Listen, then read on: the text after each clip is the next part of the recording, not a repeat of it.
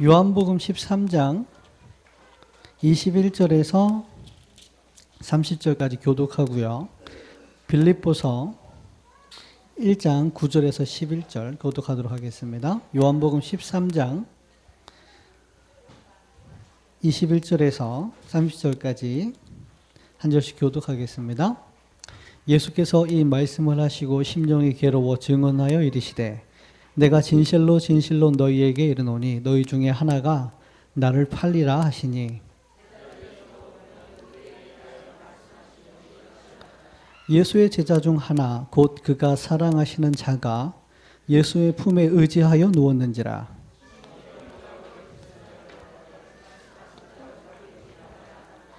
그가 예수의 가슴에 그대로 의지하여 말하되 주여 누구니이까.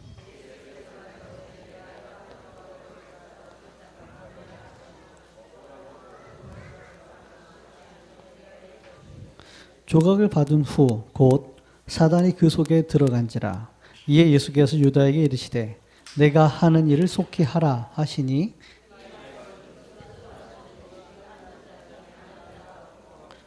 어떤 이들은 유다가 돈깨를 맡았으므로 명절에 우리가 쓸 물건을 사라 하시는지 혹은 가난한 자들에게 무엇을 주라 하시는 줄로 생각하더라. 자, 빌립보서 1장입니다. 9절에서 11절입니다. 한 절씩 교독할게요. 내가 기도하노라 너희 사랑을 지식과 모든 총명으로 점점 더 풍성하게 하사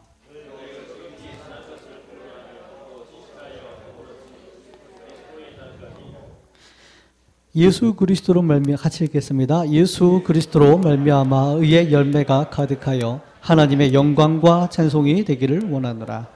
아멘.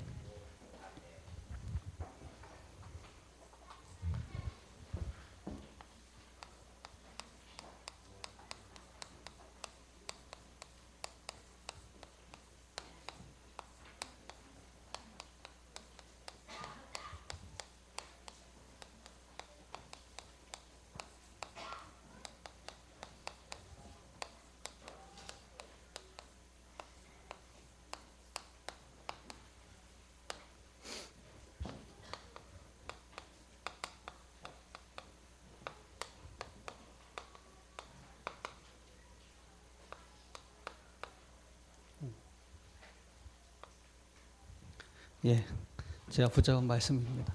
그대로 잡았어요. 지난주하고 이번 주 합쳐가지고 왜 그러냐면 지난주 강단 말씀이 가롯 유다의 교훈입니다. 그 말씀이 한 주 동안 성취되어져서 특히 알류의 하와이 성취되셔서 그 결과가 이 가롯 유다의 교훈을 통해서 우리의 근본과 그 속에서 우리의 회복과 도전이 메시지로 멈추는 것이 아니라 그 현장뿐 아니라 우리에게도 개인화되어지고 우리 현장에서도 개인화되어야 될 거라고 이렇게 말씀을 받았습니다.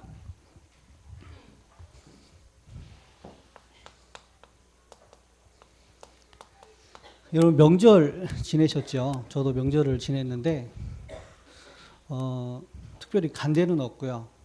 이제 저희 어머니가 대구에 계시니까 어머니 댁에 가고 장인어른 계시니까 장인어른 댁에 가고 이렇게 가서 인사도 드리고 이렇게 했는데 마음속에 항상 그런데 갈 때마다 걸리는 게 저희 친아버지거든요. 친아버지는 여기 오지도 못하고 제가 또 가지도 못하고 이북에 계신 게 아닌데 강원도에 계시는데 오지도 못하고 제가 가지도 못하고 누가 보면 그 이산가족인 줄 알겠네. 그런 건 아니고요. 뭔가 모르게 이렇게 뭔가 제 마음에 하나님이 이렇게 한 가지 기도하라고 이렇게 쉽게 끝내지 않는 가문의 문제가 있어요. 저희 아버지입니다. 저희 뭐 길게 가정 얘기를 할 필요는 없고 시간이 없으니까 저희 가정이 부모님이 이혼하시면서 저희 어머니가 복음을 받고 그 어머니 때문에 제가 다락방 복음을 받게 됐고요. 그런 속에서 우상 숭배하고 제사하는 집안이라서 이제 전에는 꼬박꼬박 절을 잘 했거든요. 기존 교회 다니면서도. 그런데 예수 영접하고 나서는 이게 고민이 되더라고요. 내가 제사에 가서 제가 고등학생이었으니까 절을 해야 되나 말아야 되나 너무너무 고민돼서 한 몇 개월 이상을 기도도 하고 고민도 하고 주변에 계신 분에게 여쭤보기도 하면 쉽게 대답해요. 쉽게 대답해요. 죽으면 죽으리라 해라 이렇게 하는데 그게 죽진 않잖아요. 제사 절 안 한다고 이렇게. 근데 뭔가 되게 힘들더라고요. 마음속에. 그래가지고 어떻게 제사를 고민하다 제사상 앞에 섰는데 절이 안 되더라고요. 안 했다기보다 절이 안 돼가지고 그날 이제 얻어맞고 쫓겨나고 그러면서 이제 한편으로는 신앙을 지켰다는 마음에 편안하고 한편으로는 뭔가 마음에 무겁고 그때부터 이제 가정이 저희 아버지 쪽이 본격적으로 이렇게 망하기 시작해서 그 후로는 제사를 지내줬을 만큼 가정이 경제가 어려워지고 깨지고 무너지고 그러면서 이제 우여곡절 속에 저희 아버지는 이렇게 사채업자나 이렇게 빚 때문에 도망치게 되고 그때 저희 할머니는 누운 자에서 대소변을 가려야 되고 아무도 보살펴주는 사람이 없는 비참한 속에 있게 되고 그때 저는 고등학교 시절을 지냈는데 다행히 복음을 받아서 살았지만 제 가정 현장에 돌아가면 너무나 이게 싫었어요. 할머니가 맨날 방에서 똥 싸고 오줌 싸고 냄새 나고 아무것도 할 줄 아는 게 없고 특별한 소망도 없고 유일하게 교회 가서 메시지 받으면 살 것 같은데 내게는 답이 없고 그리고 처음에 복음 받을 때 감격과 뜨거움이 있었는데 시간 지나감에 따라 그건 있는데 내 속에서 올라오는 영적 문제나 체질이나 어려움들이 너무 힘들었고 그러는 이제 가정 속에 제가 제대로 자고 먹고를 안 하다 보니까 또 시달리다 보니까 이게 제 건강에 문제가 와서 이제 어머니랑 같이 살게 되고 그리고 이제 신학교를 가게 됐는데 처음에 쓴 두 신학교는 이런저런 일 때문에 떨어지고 그래서 신학원 갔다가 군대 갔다가 신학교 갔다 조목사님 만나서 여기로 온 겁니다. 제 인생 스토리가. 그런 가운데 아버지는 아무리 복음을 전해도 안 들어요. 안 듣고 항상 자기 고집, 자기 어떤 상처, 자기 어떤 자존심 때문에 다 무너졌는데도 안 듣다가 제가 초대교회 와서 4년인가 있던 차에 만나서 복음을 전하고 예수님은 구주로 영접을 했는데 그때 당시는 좀 알아듣는 것 같고 그런 것 같지만 변하는 게 없는 거예요. 여전히 아버지는 경제적으로 힘들고 제가 결혼할 때도 못 오시고 첫 아이 낳을 때도 못 나오시고 두 번째 아이 낳을 때도 못 오시고 얼마 전 몇 달 전에 한 번 왔다가 이제 첫 아이와 둘째 아이 보고 도망가듯이 가고 그 뒤로 못 오고 그냥 마음만 먹으면 갈 수 있고 올 수 있는 건데 뭔가 안 만나지고 뭔가 힘들어요. 왜 그럴까? 왜 회복이 안 될까? 우리 아버지는. 더 기가 막힌 것은 인간적으로 생각할 때 내가 돈이 있으면 해결해 줄 수 있거든요. 돈이 뭐 많이도 필요 없어요. 한 달 생활비하고 대구 와서 직장만 구해주고 방만 구해주면 해결해 줄 수 있는데 그게 안 돼요. 또 그걸 해주는 게 과연 돕는 것일까? 또 그렇게 하자니 저희 어머니가 재혼하시고 우리 집안일이 사사시 드러납니다. 재혼하시고 이 교회에 함께 있는데 이게 어떻게 해줄 수도 없는 상황이에요.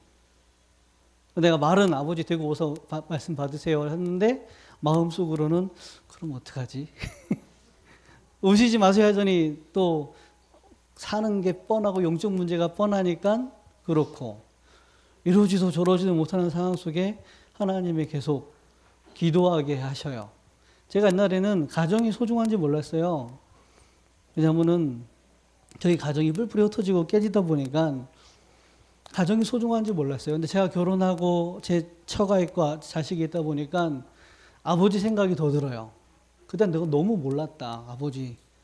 그리고 어머니 생각이 더 들어요. 또 새아버지 생각이 또 달라요. 그게 상처가 됐고 믿고 그런 게 아니라 너무 가정도 몰랐고 너무 몰랐던 거예요. 가문도 몰랐고 그냥 복음만 단어만 이해하고서 워낙에 상태가 심각한 사람이다 보니까 그 분위기 속에 영적 분위기 속에 내가 좀 살았던 거지 그게 내가 충분히 개인화되고 살아난 것도 아니었어요. 이런 상황이 지금 제 상황이고 이런 설날이 제 설날이었습니다. 장인어른 찾아뵙고 또 가족들 찾아가고 인사하는데 참 가슴 한켠에는 이게 편하지 않은 뭔가 하나님이 내게 계속 가문과 가정을 두고 기도하게 하는 부분들이 남아 있어요.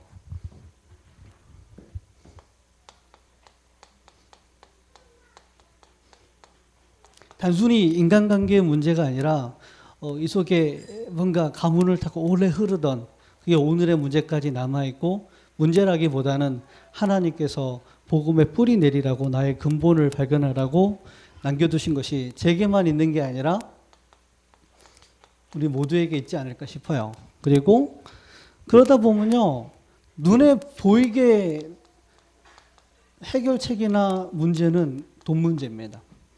돈이 있으면 해결할 수가 있을 것 같고, 돈이 없어서 문제가 오는 것 같고, 당장 현실은 그렇게 보이더라고요. 돈만 있으면 인사드리러 갈 때 좋은 이렇게 선물 들고 가고 좀 용돈도 드리고 오면은요, 대우가 달라져요. 저희에 대한 대우가. 근데 형편이 좋은 걸 갖고 갈 수가 없고, 누가 준 거 이렇게 딱 떼가지고 가져가거든요. 누가 준 거 떼가지고. 그것도 얼마나 감사한지. 근데 마침 좋은 게 들어와서 좋은 걸 갖다 드렸는데 좀 반응이 틀리더라고요. 현실 문제는 돈 문제 같아요.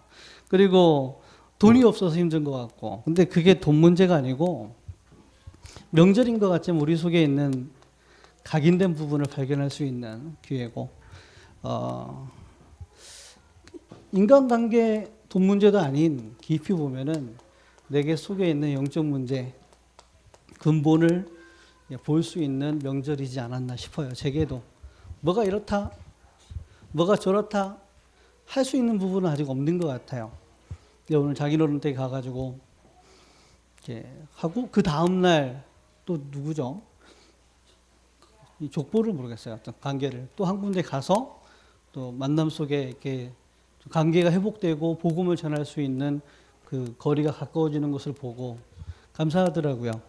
그러면서 그쪽에 그 수아 사모 할머니인가 왜 이렇게 안 왔냐고, 결혼할 때 한 번 보고 한 번도 못 봤다고 그러길래, 수아가 연결 안 시켜서 못 왔다고, 다 수아 잘못이라고.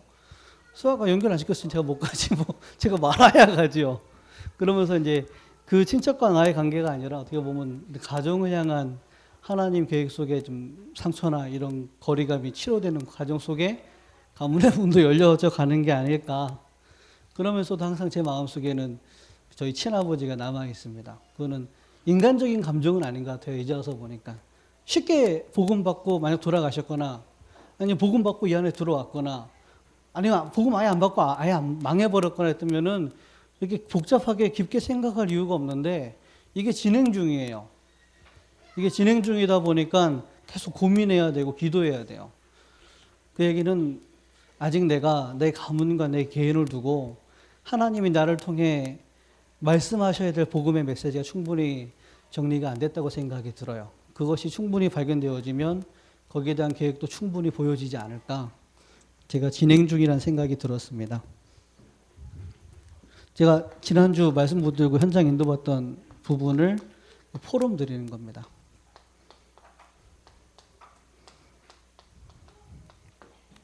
교회 생활에 있어서도 가장 눈에 띄게 드러나는 문제는, 현실적인 고민은 돈 문제입니다. 그냥 은혜 받고 그냥 교회 다니고 할 때는 별 문제가 안 되는데, 뭔가 헌금해야 되고 헌신해야 될 시간표가 오면은 내가 이걸 해야 되나? 분위기상 또 안 하면 안 되고, 위치나 지위나 자리나 시간표나 모든 것 상황 속에 안 하면 안 되는 상황이 있어요. 당연히 은혜 받고 뭔가 하고 싶은 마음이 있어서 할 때도 있고, 근데 하기 싫은데 해야 될 때도 있고, 그냥 아예 상관없는 경우도 있고, 이게 목회자나 중직자나 새신자나 렘넌트 모든 것 간에 요 돈 문제가 걸려 있습니다. 근데 목사님 이렇게 말씀 주셨어요. 헌금을 하는 것이 하나님의 은혜가 아니라 헌금을 할 마음을 주신 것이 하나님의 은혜다.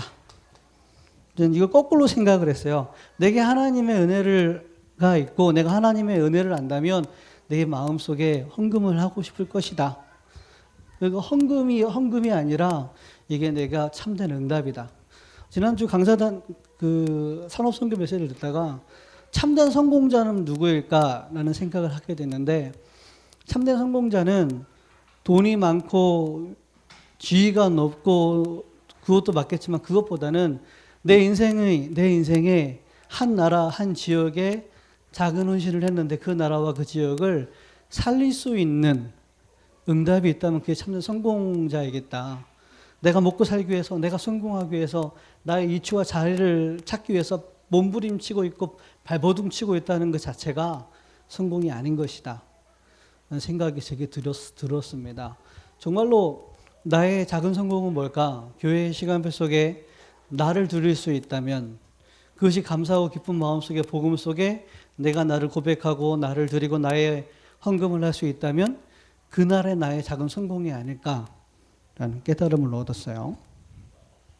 그리고 지난주 강단 말씀이 가룟 유다였습니다.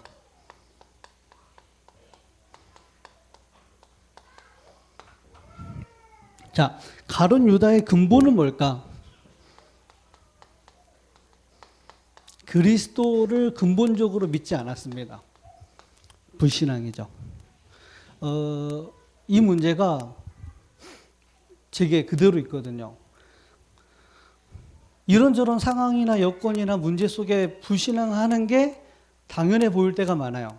내가 힘들고 내가 어려워지고 그러니까 당연히 원망 불평이 나와서 불신앙하는 게 당연한데 이런저런 상황은 하나의 상황에 불과하지 그런 것들이 내 속에 근본적인 불신앙이 있다는 것을 나타내요. 내가 근본적으로 불신앙을 하니까 그런 상황이 오니까 들춰지는 거지. 그 상황 때문에 내가 불신앙한 게 아니라 내가 원래 불신앙하고 있는 겁니다. 즉 다시 얘기하면은 내가 정말로 그리스도를 안 믿고 있는 겁니다. 가룟 유다가 3년간 예수님을 따라다녔지만 한순간도 한 번도 예수님을 그리스도로 믿은 적이 없는 겁니다. 그 사람 속에 있는 깊은 각인은 그리스도가 없으니까 당연히 민족을 위해서 또 자기의 이익을 위해서 열심당으로 가격분자로 다시 얘기하면 인본주의로 각인될 수밖에 없는 겁니다. 똑똑해 보이고 뭔가 있어 보이고 잘할 수 있는 것 같고 잘하는 것 같은데 그 불신앙의 뿌리 속에 각인된 건 다른 겁니다. 이 사람이 메시아를 알고 있었어요. 왜냐하면 이스라엘 사람이고 율법을 교육받았으니까. 근데 이스라엘의 메시아하고 틀린 메시아하고 잘못된 메시아입니다. 자기 민족을 구원할 다윗 왕과 같은 그런 메시아를 바라본 거죠. 자기의 각인으로 지금 오신 예수 그리스도를 볼 때 메시아로 안 보이는 겁니다. 그리고 한 번도 믿은 적이 없는 겁니다. 그리고 이 사람의 체질은 자신의 유익을 위하여 돈이 필요하고 이 돈을 얼마나 애착을 하고 집착을 하냐면 자신과 3년간 동고동락했던 스승이자 메시아이자 또 자신의 친구일 수도 있고 중요한 사람일 수도 있는 그리스도를 돈에 팔아버린 겁니다. 이게 하루 이틀에 형성된 인격이 아닐 겁니다. 그리스도를 30냥에 팔았다. 그거는 큰 결단을 하고 해봐야겠다 한 게 아니고 이거는 이미 어렸을 때부터 근원적으로 살아오면서 이미 자기도 모르게 체질된 자신의 인격이자 자신의 습관이자 자신의 체질일 겁니다. 진짜 내가 알고 있는 죄 반복해서 짓죠. 그것도 문제지만 나도 모르게 인격화되고 습관화되고 체질화돼 가지고 죄가 지어져요. 영적 문제가 반복이 돼요. 근데 그것이 깨달은 경우도 있지만 못 깨닫고 삶 속에서 자연히 진행이 되어져 가요. 그러다가 중요한 순간에는 그것이 중요한 문제를 일으키는 겁니다. 이제 절대절명의 순간이잖아요. 가룟 유다 눈에는 은 30년과 자기의 사상과 이익과 목적과 민족을 지키기 위해서 그리스도가 중요해 보이지 않은 겁니다. 은 30년만도 못해 보이는 겁니다. 그게 뭘 상처를 받고 삐졌기 때문에 그런 게 아니라 그건 하나의 통로와 수단에 불과하지 근본적으로는 이 사람이 원래 이런 사람인 거예요. 원래 그 사람의 항상 평상시에 형성된 체질 근본적인 부분이 안 바뀌어지고 깨달아지지 않으면 결국은 글로 가집니다. 저도 그렇고요. 그래서 이렇게 말씀하셨습니다. 자, 왜 이렇게 할 수밖에 없었습니까? 이스라엘이 진짜 멸망하는 이유를 몰랐던 거예요. 왜 멸망을 하죠? 영적 문제를 모르니까, 그리스도를 모르니까. 그 말은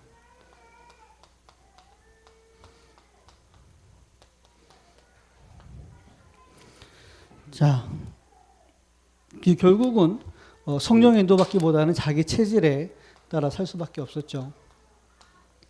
그래서 집중하라는 말씀을 주셨어요. 그래서 이걸 붙들고 내가 어떻게 기도할까 고민하다가 이렇게 정리를 깨달았습니다.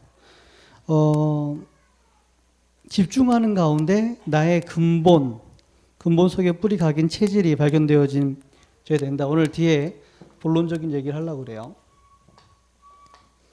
나의 개인의 근본 각인 체질 발견할 수 있도록. 그리고 이 속에서 목사님 얘기했죠. 만남, 이해 수용, 배려할 수 있는 만남. 그 속에 나의 가정에 대한 메시지, 나의 직업이 선교에 응답받도록, 내가 지역의 문화에 영향을 받도록.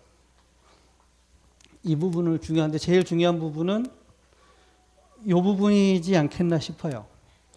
내가 이게 안 돼버리면, 이 세 가지 근본 각인 체질이 안 보여버리면 내가 하는 모든 만남도 틀리게 보고, 내가 보는 가정도 틀리게 보고, 내가 하고 있는 직장 지역도 틀리게 볼 수밖에 없으니까 이게 가장 중요하지 않겠는가. 그래서 이렇게 붙잡았습니다.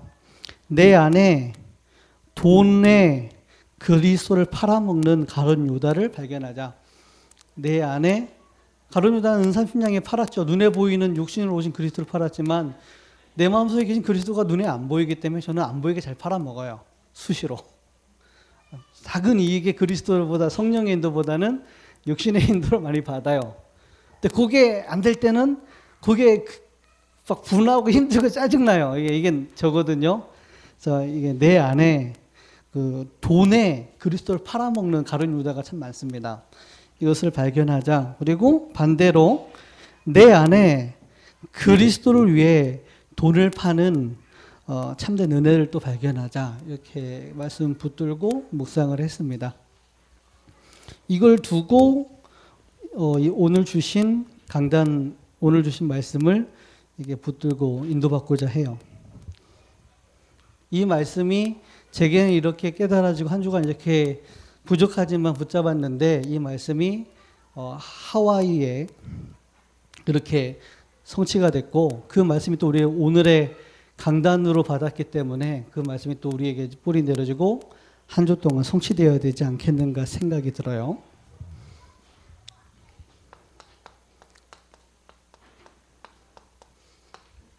조 목사님 강의 중에 오늘 강의 중에 이런 말씀하셨어요.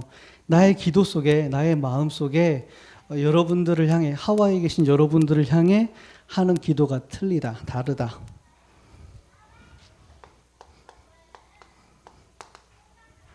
빌립보서 1장 9절에 보면 이렇게 써 있습니다. 내가 기도하노라. 너희의 사랑을 지식과 모든 총명으로 점점 더 풍성하게 하사 너희로 지극히 선한 것을 분별하며.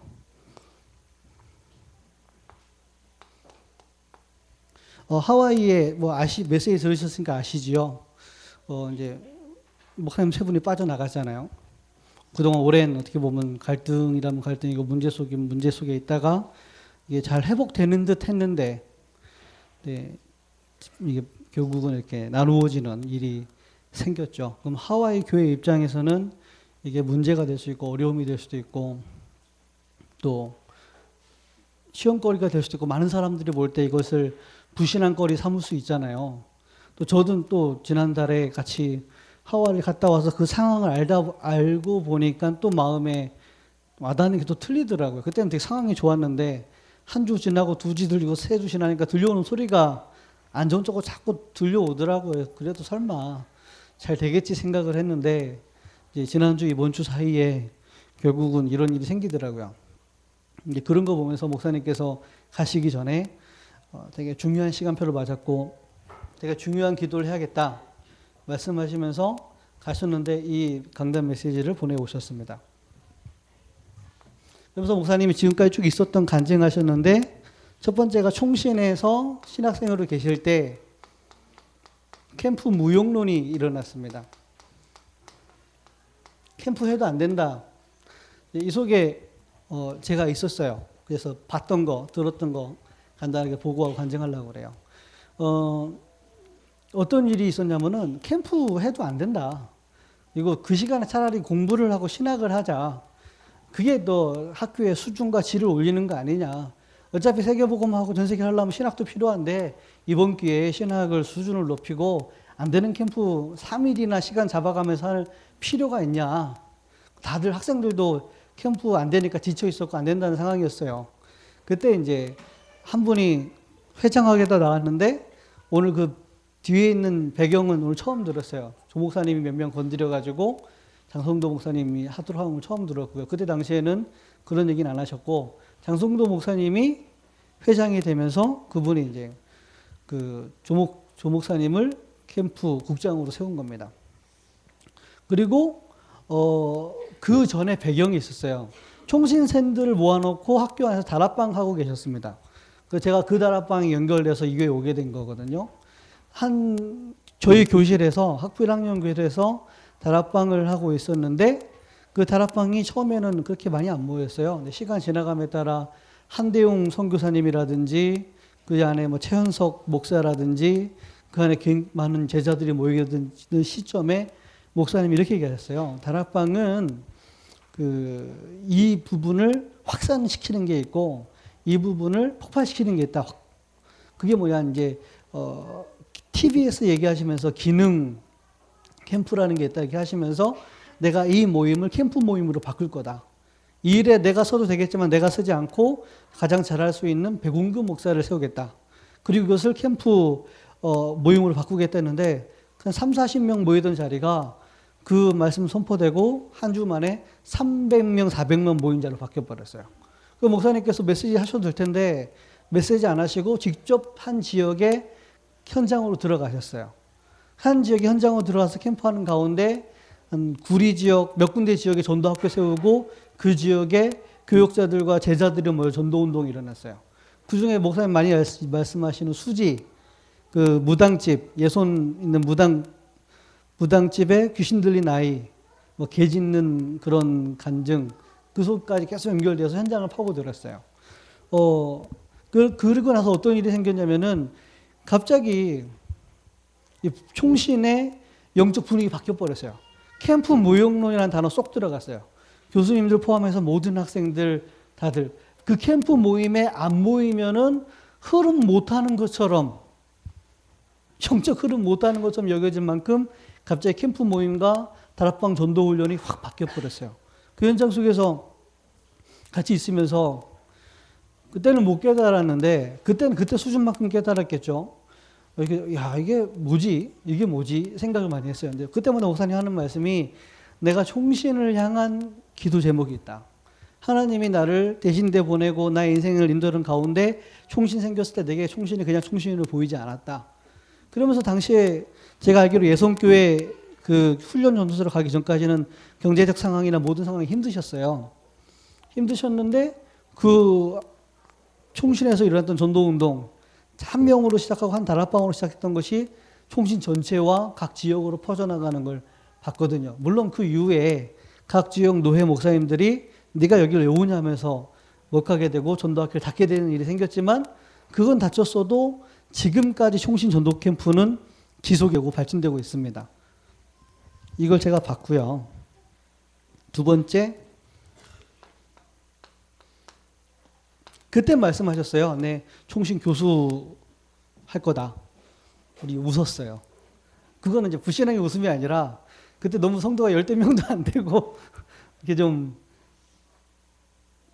그때까지는 목사님이 IQ 90이라는 얘기를 안 하셨는데 목사님이 이게 좀 지금보다 더 현장적으로 메시지를 하셨기 때문에 신학교에 신학을 가르치는 그곳에 저런 현장적인 얘기가 필요하다. 그런데 교수가 될 수 있을까? 돼야 된다 그런데 왜냐하면 필요하니까 저런 분이 이런 생각을 하고 있었는데 목사님이 그런 얘기를 하셨어요. 교수 할 거다. 그리고 총신의 정말로 현장의 전도자들이 정체성을 아는 사람들이 교수가 되어야만 한다. 내게 그런 기도 제목이 있었다. 그때부터 아마 몇 분, 6기 분들이나 그분들 통하는 분들이 그런 분들이 있었어요. 장성도 목사님이라든지 몇 분들이 통하는 분들이 있었어요. 그러면서 실제로 이런 일이 생겼죠. 류치원 목사님이 종신에 이제 전도학 교수로 들어가고, 목사님이 처음에는 선택 과목으로 들어갔다가 이제 전 과목으로 목회 실습이라는 과목에 들어가게 됐죠. 진짜 교수가 되셨죠. 근데 교수가 됐다는 게 중요한 게 아니라 이 총신이라는 현장이 굉장히 세계복음화를 하는 지도자를 키워내는 현장이고 굉장히 중요한 현장이기 때문에 반드시 이 복음을 정확하게 아는, 다락방 성경적 전도운동을 정확하게 아는 지도자가 세워져야 되기 때문에 이 여기에 대한 증인이 서야만 했던 겁니다. 저는 제 속에 깊은 불신앙이 제 자신에 대한 열등감이거든요. 내가 뭐래? 이 생각이 있다 보니까 나랑 같이 있는 사람도 네가 뭐래? 요래 보는 경향이 있어요. 근데 하나님이 그 불신앙을 14년간 깨웠습니다. 내 불신앙과 내가 보는 불신앙, 내가 뭐해? 네가 뭐해? 우리가 뭐해? 이런 게 내 안에 항상 있는데 그 뭐해가 아니더라고요. 목사님 그때 말씀을 하셨던 그 현장이 지금 실현되고 있어요. 그랬고요. 특히 이 속에 목사님 말씀하셨지만 이제 이런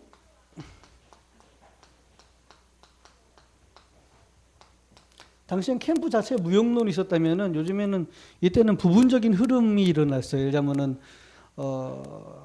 박바울 같은 영지주의에 가까운 이런 부분, 아니면은 뭐 이미 뭐 드러났으니까 당세복 같은 이런 부분들, 아니면은 뭐 너무 삶과 율법을 강조하는 이런 부분들. 그러면요 신학교 가면은요 별의별 사람 다 있습니다. 특별한 사람들, 예를 들면 현장을 막 뛰는 사람도 있고, 막 신학을 열심히 하는 사람도 있고, 공부하는 사람이 있고, 뭐 다양한 사람들이 있어요. 깊이 얘기하기 전까지는 모르는데 깊이 만나보고 신학교에서 인도받는 거 보면은 보여요. 깊이 만나다. 근데 또 그 사람들의 미래가 또 그래요. 그대로 가요. 그래서 목사님이 1년간 강의하시면서 요거 전체 속에 강단 속에 현장 속에서 함께 가는, 그래서 1세대 2세대 동문, 3세대 렘넌트.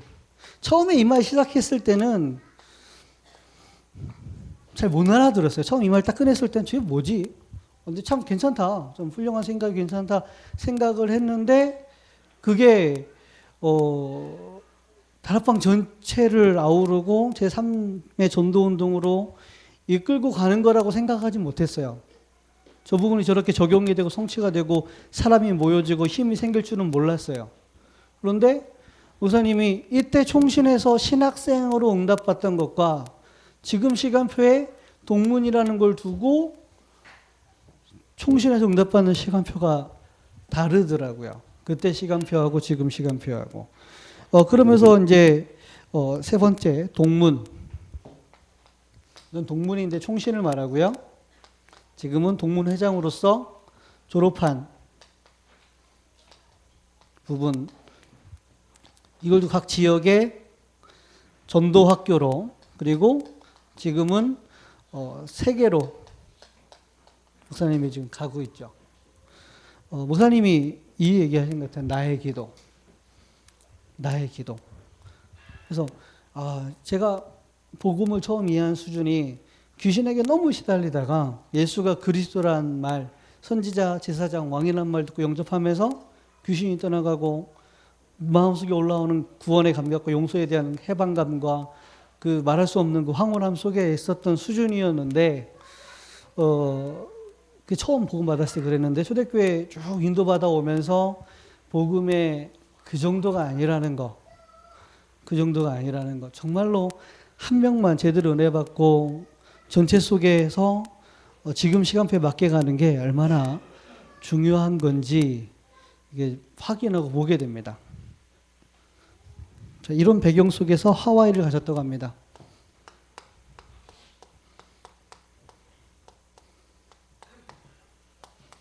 하와이가 한가요? 환가요? 하? 이거죠? 제가 이래요. 한 번씩 철자가 생각이 안 나요. 이게 쌍시옷인가 왼시옷인가 그렇습니다. 죄송합니다. 자, 이석이 이런 말씀하셨어요. 자, 기도 속에서 사건을 만나는 것이 진짜 기도다. 그래야 하나님의 답이 보이고 계획이 보인다. 근데 대부분은 사건을 만나면 기도를 하죠. 근데 그것은 이미 기도가 아니다. 몸부림이고. 그런 말씀하셨습니다. 이렇게 쭉 인도받아오는 과정 속에 이 사건이 터졌다고 하셨어요. 요셉이, 렘넌트 요셉이 이 기도 속에 복음을 다시 누리는 기도 속에서 노예로 갔는데 노예가 아니죠. 이번에 세 분 목사님이 나가시게 됐는데 이게 문제가 아니라 이게 하나님의 근본을 바꾸는, 근본을 발견할 수 있는 기회죠. 하와이에 제가 자세히는 모르는데 교회에 자꾸 문제가 많았잖아요. 목사님들도 많이 바뀌고 선교사님도 많이 바뀌고 이런 바람 저런 바람 불다 보니까 총체적으로 불신앙 들어있잖아요. 총체적으로 그럴 수밖에 없잖아요. 그분들이 그렇다는 게 아니라 우리도 뭐 계속 교육자 바뀌고 뭐 종직자 파 나눠서 나가고 또 싸우고 이러면서 이번에는 누가 와서 메시지를 잘하고 뭐 나하고 맞는 사람이 오냐, 당연히 이렇게 갈 수밖에 없잖아요. 나하고 뭔가 안 통하는 것 같으면 단절해버리고 그냥 알아서 하라고 아니면 떠나가 버리고 이러잖아요. 이런 부분들이 정말로 들춰지고 발견되려고 그러면은 하나님이 뭔가 사건을 움직였어야 되는데 뭔가 근본을 발견할 수 있는 사건이 있었어야 되는데 하나님 이번에 이 사건을 버렸다고 목사님 말씀을 주셨잖아요. 깊은 얘기 못 드리겠어요. 왜냐하면 자세히 그분들 자세히 모르기 때문에 내 수준을 얘기했다가 실수할 수 있으니까. 저는 이랬어요. 제가 가장 근본을 발견할 수 있었던 때가 언제였냐면은 제가 우리 집사람이 자기 얘기하지 말라고 그랬거든요. 제발 네 얘기 좀 그만해라. 또 해요. 제가 초대교회를 왔어요. 올 때는 목사님 메시지 은혜 받고 훈련 받으러 왔는데 오자마자 이제 한 여자가 들어왔어요. 한 여자가. 그리고 나서 그 여자를 집착을 했어요. 집착하다가 포기했다, 집착했다, 집착하다가 드디어 이제 완전 포기할 수밖에 없는 상황에서 포기하게 됐는데 분명히 그죠. 지가 결혼하겠다고. 제가 먼저 결혼하겠다 안 했습니다. 지가 먼저 결혼하겠다고 목사님한테 보고를 했어요. 그래서 제가 못 이겨주는 척하면서 결혼을 했어요. 하지만 속으로는 굉장히 기뻤죠. 드디어 됐다. 하나님은 역사하시고 복음 안에 모든 게 다 있다. 역시 복음 완전해 이러고 있었는데 갑자기 장모님 집 나가면서 결혼 못해 이렇게 된 겁니다. 그때부터 저는 기도를 이렇게 해야 된다 저렇게 해야 된다가 아니라 그냥 멘붕이 왔어요. 뭘 어떻게 해야 될지 이렇게 해도 복음이 아니고 저렇게 해도 복음이 아니고 참아도 아니고 가도 아니고 기다려도 아니고 다 아니래. 나보고 어쩌라고. 숨도 못 쉬겠는 거예요. 내가 지금 알고 있던 지식과 복음 아무것도 아닌 것 같은 거예요. 이런 내가 뭘 할 수 있을까 해서 난 이제 신학교 정리하고 정말 은혜 받아야겠다. 이런 생각이 들 만큼 멘붕 왔어요. 그래가지고 힘들더라고요. 그래서 이제 수화를 가장 움직인 게 조장로님입니다.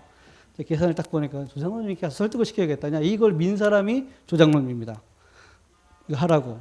그런데 내가 다시 말씀을 드렸는데 이렇게 말씀하셨어요. 하나님이 그렇게 하셨지 뭐 이러는. 이제 더 이상 할 말 없잖아요. 더 이상 할 말 없잖아요. 근데 이제 야 이게 뭐자? 이게 뭐지? 도대체 뭐지? 그러면서 이런 얘기했습니다. 근원적인 운명, 배경적인 운명, 습관적인 운명. 들었던 메시지인데 근원적인 운명. 내 가문의 흐름 속에 내게 근원적인 운명. 가문을 타고 우리 집에 계속 이혼이거든요. 계속 이혼이고 사람에 집착하고 제 가정 배경이 혼자 크고 그 속에 나도 모르게 집착하고 사람에게 붙드는 그 세 가지가 싹 다 손 놔야 되는 상황. 나랑 상관없이. 그러니까 어떠냐면은 충격이 머리로 오는 게 아니라 가슴으로 오더라고요. 화병이라 하죠. 숨이 안 쉬어지는 거예요. 숨이. 밥을 먹어도 먹는 게 아니고 물을 마셔도 마시는 게 아니고 잠을 자도 자는 게 아니에요. 총신에 가가지고 목사님 일에 가고 있는데 저는 개인 문제에 걸려가지고 자꾸 어디 가재. 난 힘든데. 따라가. 죽겠는데 가재요. 나는 이러고 있는데. 그래가지고 낮에 수업 시간에 대부분 수업 제끼고 뒤에서 엎드려 있거나 자거나 밤만 되면 기도실 가서 답답해가지고 기도했어요. 답이 안 나요. 답답한 거예요. 기도를 했는데 어느 날 이런 깨달음이 왔어요. 왜 이렇게 내가 힘들어하지? 뭐가 이렇게 힘들지? 왜 이렇게 불신앙하지? 내가 왜 이렇지? 그러다가 이게 나구나. 요게 나구나. 요걸 덮어놓고 내가 복음, 전도, 세계복음화, 그런 거예요. 그래서 이제 자꾸 수아사모가 그때 저보고 그래요. 각자 성령 인도 받자고. 야, 같이 인도 받아야지. 각자 인도를 받냐. 그게 헤어지자는 얘기인데 말을 헤어지자 이러지 않고 각자 성령 인도 받자고. 야, 뭐야. 같이 인도 받는 게 성경적이야. 그래가지고 이제 도저히 모든 상황 환경이 다 돼가지고 이제 갔어요. 나는 포기하고 싶지 않다. 포기가 안 되지. 이제 집착인데. 그래가지고 포기할 수가 없는데 포기한다. 하나님이 그리 시키는 것 같다. 하고서 이제 처음으로 우리 조장로님이 다락방 하시는 곳을 가봤어요. 그 전에 갔나 그 후에 갔나. 그 전에는 잘 들었어요. 들었는데 안 들렸고 지금은 내가 지금 멘붕 왔거든요. 멘붕 왔거든요. 또 다르게 들리더라고요. 듣고 나니까 그 답답하고 숨 막히는 게 조금 살 것 같아. 그게 이해가 되고 뿌리 내렸다기보단 그 메시지 듣고 나니까 살 것 같아. 요즘 막 뻥 뚫리는 것 같고 한 번도 그런 적이 없었거든요. 그런 내면의 영적 싸움을 싸워가는 과정이 한 번도 없었는데 살 것 같아. 그런데 또 지나가면 또 올라와. 속에서 막 쓰라리어요. 또 듣고 나면 살 것 같아. 목사님 메시지 들으니까 또 다르게 들리는 거 있죠. 또 살 것 같아. 또 쓰라리고 살 것 같고 이거 반복을 했다니까요. 그러다가 나는 복음을 그렇게 생각해서 다 포기하는 게 복음이다. 다 포기하자 이제. 어차피 다 끝났다 이제 뭐 9년 동안 집차이고 뭐다 끝났다. 근데 또 그게 아니더라고요. 목사님이 이렇게 얘기했어요. 수화도 틀렸더라고요. 뭐라고 얘기하셨냐면은 강경호 너 이혼한 가정 속에 너지. 수아 니도 이번 사건 통해 오래 했던 근본 문제 이혼이라는 거 드러났지. 하나님께서 둘 사이에 계획이 있다. 이혼한 가정을 살리고 이혼한 가정을 렘넌트 살려라. 한편으로 속으로 아싸 드디어 회복이 되는. 제 속이 이렇다니까요. 그래놓고도 한편으로는 이건가? 이건가? 성령 인도받는다는 게 다 오직 복음 다 버려. 오직 그리스도. 내 육신적 생각, 가정 뭐 다 버려. 오직 그리스도. 이거라고 생각을 했는데 그것도 아니에요. 그래서 내가 그 당시에 자꾸 사람에게 찌르더라고요. 오직 그리스도, 오직 복음, 근본 다 버려. 그게 아닌데 그건 줄 알았는데 목사님이 뒤에 인도받는 게 또 그것도 아니라 그거는 근본이라. 그 속에 나의 각인. 그 속에 나의 체질. 그때도 그랬어요. 메시지가 그렇게 안 나와서 그렇지. 근데 그 상황 속에 그렇게 말씀을 주시는데 그게 은혜가 됐다기보다는 이건가? 이건가? 오늘의 말씀, 오늘의 기도, 오늘의 전도 이건가? 어렴풋이 이런 생각이 들었어요. 그러니까 이렇다니까요. 하나님이 하와이를 살려야 되니까. 하나님이 하와이 교회를 살려야 되니까. 반복적인 영적 문제 속에 갈등과 분열과 싸움이 사람 중심으로 집착 중심으로 이 가려는 유다가 빠질 수밖에 없는 이 속으로 계속 가지니까 복음의 빛이 비춰야 되니까 뭔가 집착하고 붙드는 그 부분 한번 바꿔야 되니까 우리의 묵은 땅 묵은 심령을 한번 뒤집어야 되니까 하나님이 캠프하신 거죠.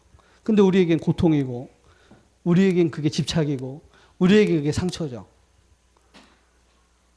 이게 눈을 뜨고 복음이라는 눈을 뜨고 문제를 보면 응답인데 복음이라는 것을 안 보고 나의 집착과 상처와 내가 애착하는 걸로 바라보니 소중하는 것을 뺏긴 것 같은 그렇게 내게 느껴졌고 그렇게 보이지 않았을까요? 그래서 제가 처음 초대교회 왔을 때 제게 주셨던 하나님의 말씀이 그래요. 누구든지 나를 따라오려거든 자기를 부인하고 자기 십자가를 지는 자라 할지니라. 자기 생명을 사랑하는 자는 잃을 것이고 나를 위하여 자기 생명을 버린 자는 얻을 것이다. 이론적으로는 이해가 안 가는데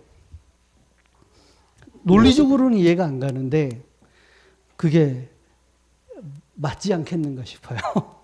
그게 맞지 않겠는가 싶어요.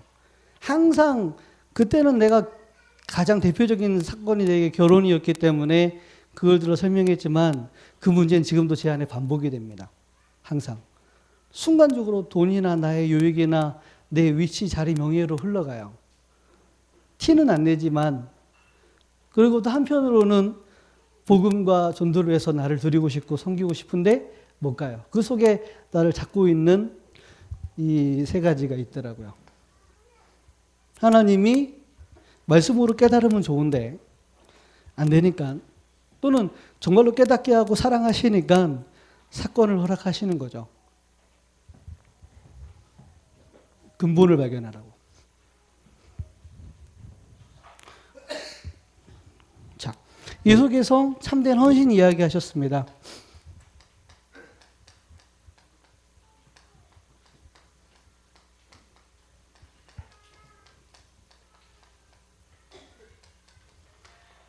정말로 우리가 헌신을 하고 헌금을 하는데 누가 알아주지 않든, 특히 하와이에서는 더욱 그렇지 않겠어요? 두 분 젊은 목사님이 세계복음 한다고 열심히 했는데 거기 헌신한 사람들 있지 않겠어요? 헌금한 사람도 있지 않겠어요?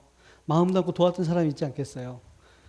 근데 그분들이 떠난다고 하면은 어떡하겠어요?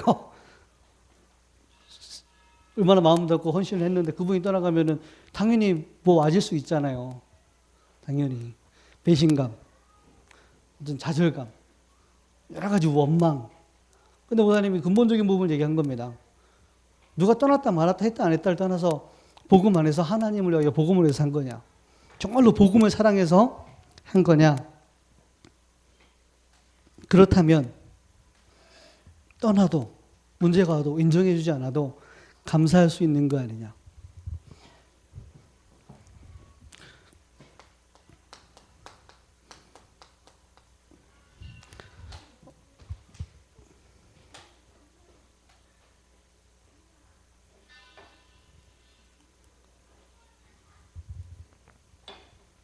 그래서 목사님이 차세대 얘기를 하셨어요. 근데 그 상황이 말씀하셨지만 쉽지 않은 상황이었다 합니다.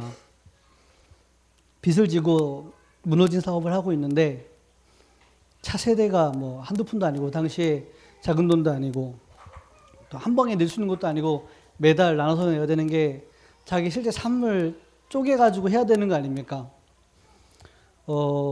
한 방에 그냥 해버리면 차라리 하면 쉬운데 계속 두고두고 하는 건 쉽지 않거든요. 그래서 그런 생각이 들어요. 참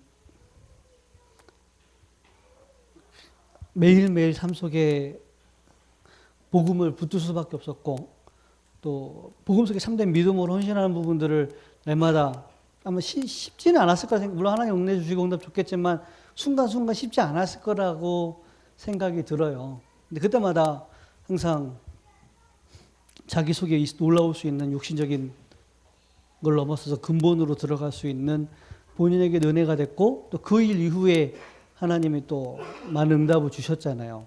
우리가 지금 뮤지컬 헌금 그리고 동문 헌금 교회가 계속 응답받고 성장하고 가는 데 있어서 그냥 가지는 건 아니잖아요. 우리가 분명히 헌신해야 될 게 있고 헌금해야 될 게 있고 우리가 도전해야 될 게 있잖아요. 당장 필요한 게 우리의 삶을 드려야 되고요. 당장 필요한 게 우리의 돈을 드려야 되고요.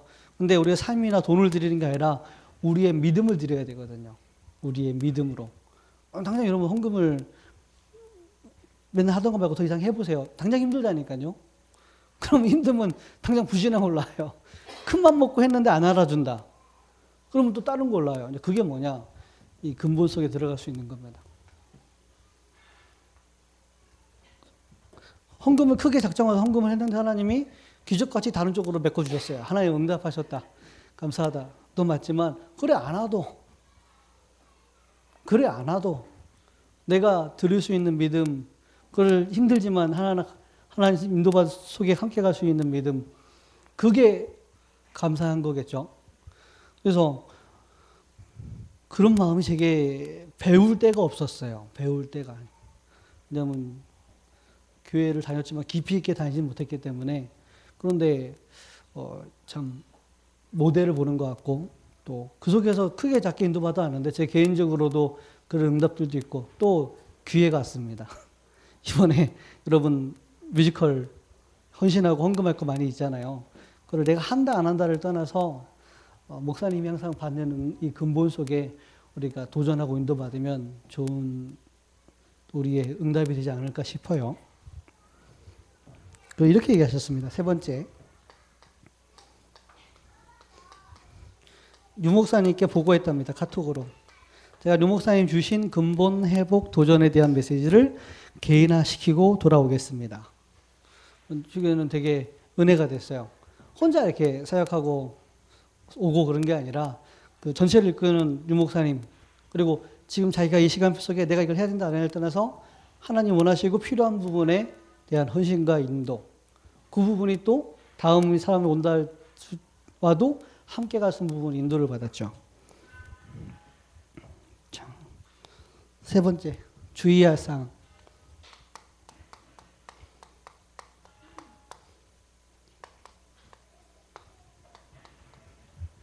이런 말씀 주셨어요. 너무 인간적으로 친하고 인간적으로 인도를 받다 보면은 하나님의 말씀을 하나님의 말씀으로 전달할 수 없을 때가 있다.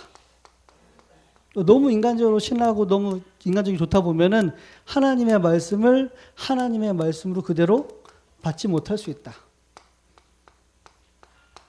이게 가장 큰 저주다. 말씀을 하셨습니다. 그래서 상고를 띄고 인도받으라고 했죠.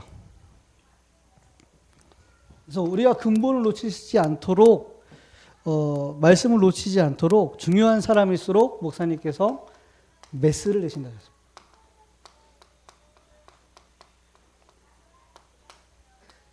여러분 이 시간에 여러분들의 근본을 발견하는 회복과 도전이 여러분들의 개인화되어진 시간 되었으면 좋겠습니다. 제가 메시지를 잘한다, 못한다, 그건 내가 상관할 바가 아닙니다. 재미있게 한다, 재미없게 한다, 나와 상관없는 얘기입니다. 그거 다 지나가고 아무것도 아닙니다. 결국은 하나님이 이 교회를 통해서 여러분들 통해서 이 시대의 다락방을 통해서 사실 일이 이루어집니다. 그거에 내가 깨달아지는 것만큼 심부름하면 그게 답니다. 메시지 잘하는 것도 없고 못하는 것도 없고 제가 서야 될 이유도 없고 제가 안 서야 될 이유도 없는 겁니다.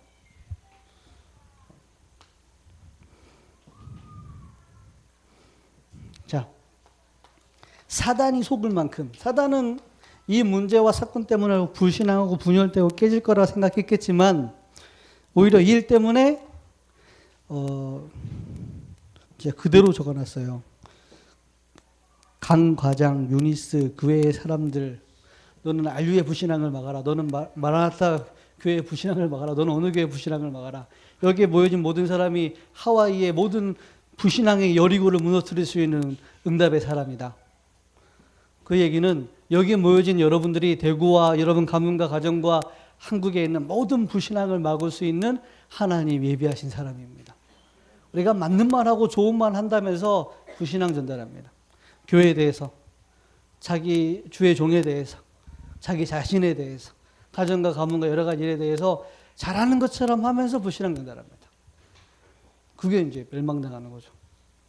오늘 그 불신앙의 모든 여리고가 무너지는 시간 되기를 부탁을 드립니다. 자, 그렇게 말씀하셨습니다. 살아계신 하나님이 살아계신다. 근데 그 하나님은 말씀으로 역사하신다. 말씀이 곧 하나님이시다. 하나님의 말씀을 바르게 깨닫기만 해도 하나님은 역사하신다. 맞죠? 이 사건을 하나님이 하신 것이다. 그 시간표에는 우리가 정말로 근본을 발견하고 그 사람들이 모여서 함께 기도하는 거죠. 불신앙을 막고 그들이 함께 모여 기도하는 겁니다. 뮤지컬을 두고 동문 훈련을 두고 그리고 지금 목사님 하와이 현장을 두고 또 각 지역 현장을 두고 또 각 기관 현장을 두고 하나님은 불신앙을 막고 함께 모여 기도하기를 원하는 겁니다. 그때 하나님은요, 눈에 보이는 불신앙, 눈에 안 보이는 불신앙, 그것이 오랫동안 지역을 각 사람을 현장을 붙들고 있는 여리고 같은 불신앙의 성이 무너지기를 하나님 원하시고 그 일을 위하여 우리를 부르신 겁니다.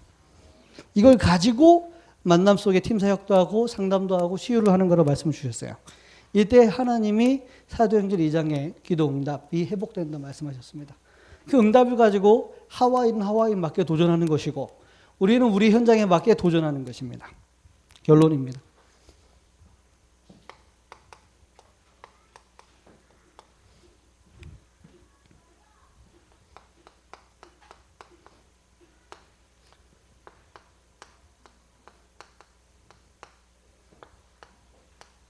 나의 근본을 어떻게 하면 발견할 수 있을까요? 교회의 근본을 어떻게 하면 발견할 수 있을까요? 현장의 근본을 어떻게 하면 발견할 수 있을까요? 어떻게 하면 이 근본을 바꿀 수 있을까요? 특별한 방법이 있을까요?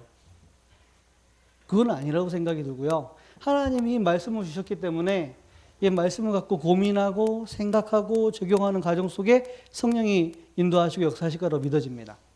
근데 생각 속에 근본을 발견해야겠다는 생각이 없으면, 말씀부터 여기에 따른 묵상과 인도가 없으면 안 되는 겁니다. 왜냐하면 할 생각과 의지가 없는데, 할 자세가 안 돼 있고 하려는 마음을 먹지 않는데, 하지만 정말로 내 속에 오랜 불신앙 속에 잘못된 각인 체질을 발견하고자 하고 치유받고자 하고 하나님 앞에 서고자 한다는 생각만 있어도 하나님은 말씀으로 역사할 줄로 믿습니다. 정말로 안 그런가요? 하려는 생각이 있으면 하나님이 하십니다. 그 사람의 생각이 그 사람의 기도거든요.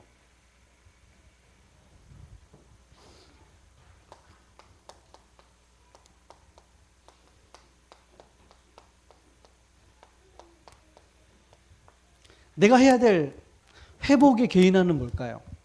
이미 와 있는 만남, 교회 안의 만남, 그리고 현장의 만남, 가정의 만남 속에 지금까지는 어떻게 보면 이 만남이 근본이 확인이 안 되고 만나지는 만남은 상처로, 나의 이익으로, 나의 친한 쪽으로, 나랑 안 친한 쪽으로 해서 뭔가 말씀에 인도받을 수 없는 상태입니다. 그때 이걸 바꾸는 겁니다. 정말 근본 속에 회복, 올바른 만남을 회복하는, 교회와 만남, 주의 종과의 만남, 가정의 만남, 현장의 만남, 그 만남 속에 정말로 기도하는 겁니다. 1장 14절이죠. 그때 하나님 그 현장에 맞는 오순절이 많은 겁니다. 그 만남에 맞는 문이 열리는 겁니다. 그 만남에 맞는 말씀이 성취되는 겁니다. 그 모임에 맞는 제자가 일어나고 그 모임에 맞는 현장 변화가 일어나는 겁니다. 뭘 대단한 걸 해서가 아니라 근본이 바뀌는 것만큼. 솔직히 감사했어요. 이번에 지난번 설까지는 장인어른 때까지 갔다면 이번에는 한 단계 더 건너서 더 들어갔어요. 그래서 차 타고 오며 가며 많은 대화를 나눴어요. 가문의 뿌리, 가문의 영적 문제, 가문에 있을 수 있는 여러 가지 사건, 오늘날 일어나는 문제들, 이게 참 중요한 메시지고 계획이고 내가 기도될 부분이라는 것, 점점 가까워지는 게 참 감사했습니다.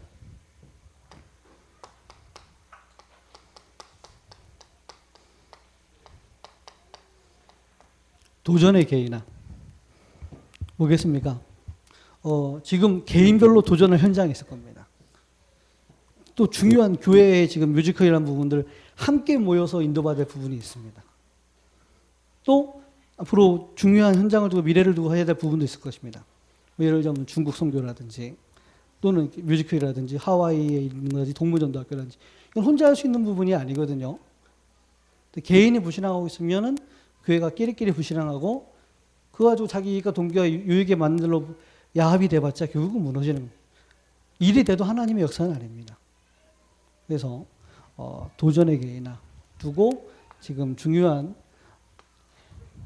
세 가지 기도 제목이 있죠. 하와이 목사님이 진행 중에 있습니다.